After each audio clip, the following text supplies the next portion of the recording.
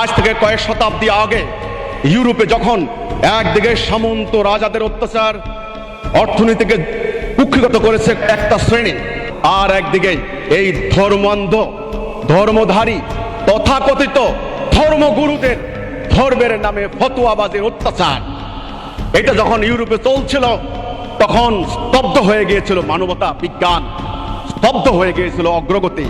তখন এই অবস্থা থেকে মানবতা থেকে মুক্তির জন্য নাট্যকাররা নাটক লিখলেন, অভিনয় করলেন, সাহিত্যিকরা সাহিত্য লিখলেন, বক্তারা বক্তব্য দিলেন, শুরু হলো এক রেনেসা। সেই রেনেসার ফল আপনারা জানেন, আজকের এই বিজ্ঞান, আজকের এই অগ্রগতি, প্রগতি এবং প্রযুক্তি।